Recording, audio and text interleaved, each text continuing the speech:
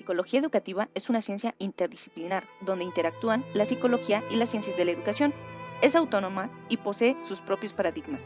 Se ocupa de los procesos de aprendizaje, de temas educativos y de la naturaleza de los métodos diseñados para mejorar el aprendizaje. Su objetivo es el estudio de la pedagogía y sus efectos sobre los estudiantes y los métodos de enseñanza. Trabaja sobre tres tendencias. El primero, el comportamiento cognoscitivo. El segundo, el comportamiento del conocimiento humano. Y el tercero, el carácter significativo y la comprensión como parte del proceso del aprendizaje. Sin embargo, para llegar al concepto de psicología educativa, tuvieron que pasar décadas desde los primeros precedentes y autores. Así que los invito a que conozcan la línea del tiempo de la psicología educativa. El campo de la psicología de la educación fue fundado por varios pioneros de la psicología a finales del siglo XIX. Los tres autores más destacados son William James, John Dewey y Thorndike, quienes propiciaron la psicología de la educación. William James, 1842-1910. Él ofreció una serie de conferencias tituladas Charlas para Profesores, en las cuales analizaba la aplicación de la psicología en la educación infantil. Este investigador destacó la importancia de observar la enseñanza y el aprendizaje en el aula para mejorar la educación. Una de sus recomendaciones era comenzar cada lección en un nivel ligeramente superior al del conocimiento y la comprensión del alumnado, para ampliar la mente infantil.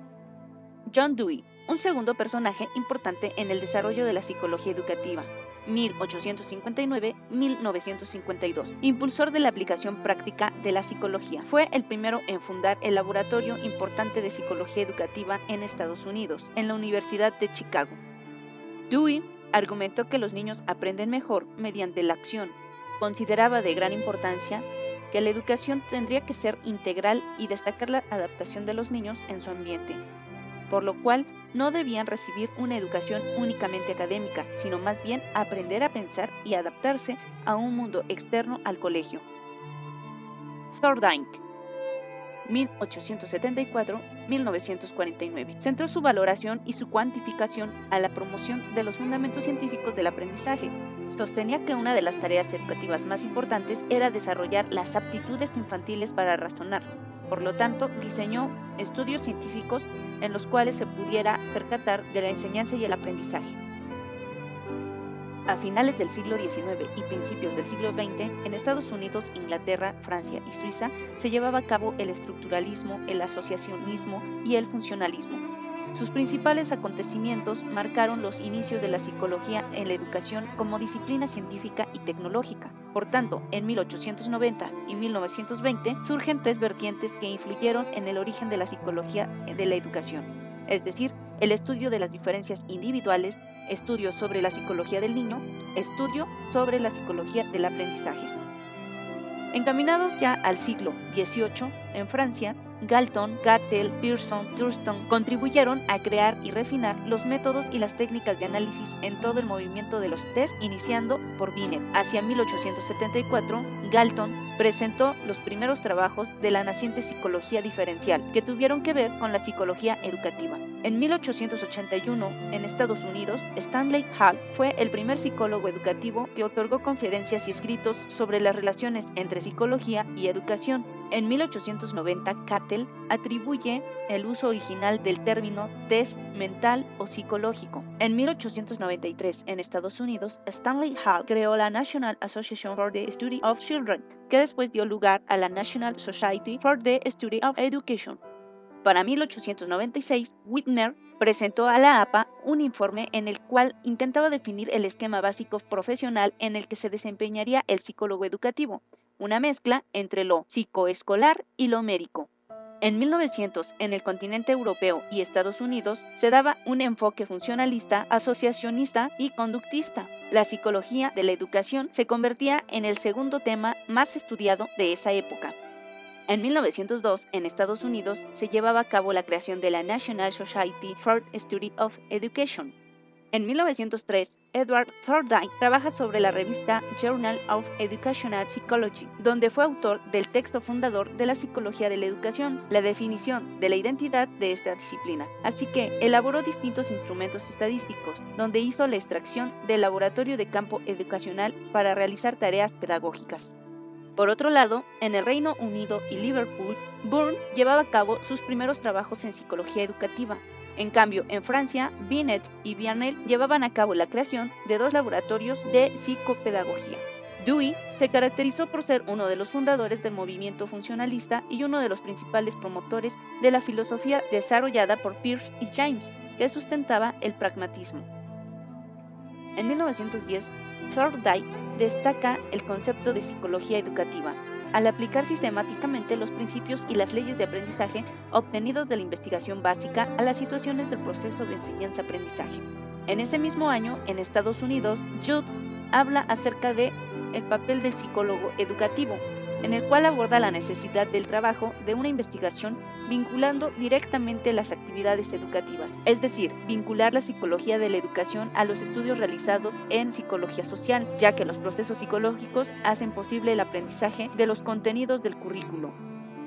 Mientras tanto, en la Universidad de Chicago, Judd también abordaba la formación de nuevas generaciones de psicólogos educativos. En 1912, Clapeyron y Baudet crearon el Instituto de James J. Russell para la formación de psicólogos educativos y generar investigación en el campo psicopedagógico. En 1920, en Europa y Estados Unidos, Watson trabajaba sobre la tradición conductista. La psicología de la educación adquiere su autonomía con respecto a la psicología general, ya que lleva a cabo la atención de problemáticas específicas, investigaciones educativas, así como investigaciones psicoeducativas de la educación. 1926, en la ciudad de Liege-Ogden, comenzó a considerarse como una dimensión directamente implicada en el desarrollo social. Publicó un texto sobre la psicología de la educación en el que describe y analiza las aportaciones teóricas de la psicología gestaltista. A finales de los años 20, Menck y Schneider fundan una de las primeras revistas de la educación psicoanalítica. Para 1920 y 1945, Glasser, Lynch y Snellbecker presenciaron una época en la que surgió distanciamiento entre la psicología y la educación. Este distanciamiento fue producto de la atención que cada disciplina puso en los intereses particulares. En la década de los 30, en Estados Unidos, se abordaba diversos paradigmas, como era el conductista, cognitivo, humanista, psicogenético y sociocultural. Tuvieron mucha influencia en el desarrollo de la psicología de la educación en esta década y se manifestó inicialmente en el contexto geográfico. En Europa y Estados Unidos, Skinner llevaba a cabo las propuestas de neuroconductismo, concepción de disciplina como el campo de la aplicación de la psicología general, o como una ciencia ubicada entre la psicología y la educación, formando así académicos profesionales de las generaciones posteriores a los psicólogos educativos. En 1931, Seltsam publicó en una revista educativa especializada un texto sobre los principios gestaltistas y sus posibles implicaciones educativas, mientras que Mark Reuel abordaba la postura lewiniana, que tuvo fuertes implicaciones para una propuesta educativa, que ponía en primer término las relaciones interpersonales y la dinámica grupal. Palacios, con la aportación de Freud, solo abordó el tema de la educación de una forma esporádica y poco clara, que oscilaba entre una postura crítica ante su carácter represivo, es decir, de la educación. En 1936, en Estados Unidos, la Asociación Estadounidense de Psicólogos Aplicados provocaron que psicólogos educativos se afiliaran a esta asociación. Durante y después de la Segunda Guerra Mundial, Snellbecker habla acerca de los avances de la psicología aplicada en todas sus áreas: clínica, social, educativa y laboral. Durante 1930 y 1950, el movimiento de los test y la consiguiente medición psicométrica tuvo notables desarrollos. Cole presenció polémicas respecto a la naturaleza de la investigación educativa, ya que la investigación experimental era el modelo dominante de los estudios sobre el aprendizaje y le seguía siendo la naturaleza cuantitativa. En 1944, en Estados Unidos, APA lleva a cabo la reconstrucción de su organización.